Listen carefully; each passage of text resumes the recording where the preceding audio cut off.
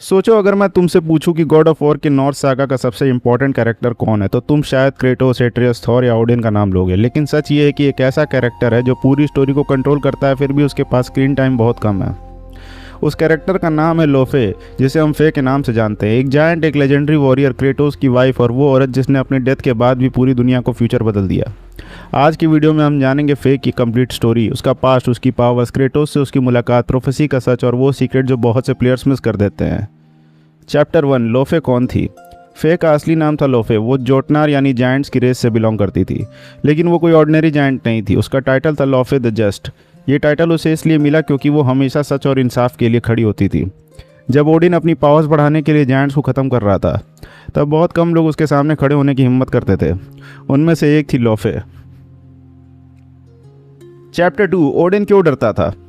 Odin सिर्फ powers का भूखा नहीं था, उसे सबसे ज़्यादा डर था फ्यूचर से। जायंट्स फ्यूचर देख सकते थे और उन्होंने एक प्रोफेसी देखी जो ओडिन को एंड की तरफ इशारा करती थी। इस वजह से ओडिन ने जोटनहाइम पर अटैक करना शुरू किया। उसने जायंट्स को ढूंढ ढूंढ कर मारना शुरू कर दिया, लेकिन फे उन लोगों में थी जो लास्ट तक लड़ती रही। चैप्टर 3, क्रेटोस और फे की पहली मुलाकात। जब क्रेटोस ग्रीस छोड़कर मिडगार्ड आया, तब वो अपने पास से भाग रहा था। उसने गॉड्स को मारा था, अपनी फैमिली खो दी थी और गिल्ड के साथ जी रहा था। इसी वक्त उसकी मुलाकात हुई फे से।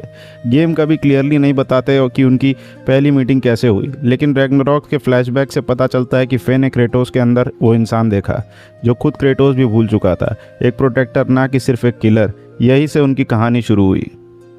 चैप्टर 4, लेवायथन एक्स का असली ओनर। बहुत लोग सोचते हैं लेवायथन एक्स क्रेटोस का वेपन है, लेकिन असल में ये एक्स पहले फे का था। इस लेजेंडरी वेपन को ब्रॉक और सिंड्री ने स्पेशली फे के लिए बनाया था, और जब फे ने क्रेटोस को ये एक्स दिया, तब सिर्फ वेपन नहीं दिया, उसने अपना टच भी उसके हवाले कर दिया।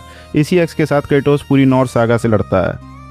चैप्टर 5, एट्रियस का सीक्रेट। क्रेटोस और फे का बेटा हुआ एट्रियस, लेकिन एक सीक्रेट था, उसका जायंट नाम लोकी। ये नाम भी फे ने ही रखा था। उससे पहले ही पता था कि एट्रियस फ्यूचर में माइथोलॉजी के सबसे इंपॉर्टेंट कैरेक्टर बनेगा, लेकिन उसने ये बात क्रेटोस को कभी नहीं बताई।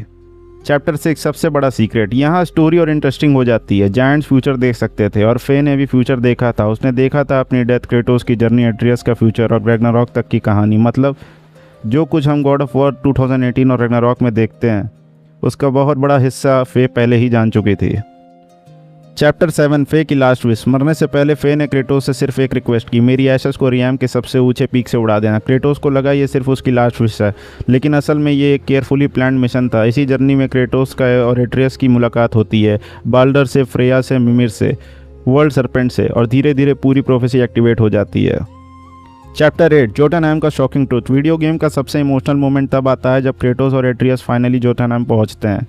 वहां वॉल्स पर बनी म्यूरल्स देखते ही कि जायंट्स को पहले से पता था क्रेटोस कब आएगा, एट्रियस कब आएगा और क्या क्या होने वाला है। मतलब फे सिर्फ फ्यूचर जानती ही नहीं थी, उसने इंश्योर भी किया कि फ्यूचर वैसा ही हो।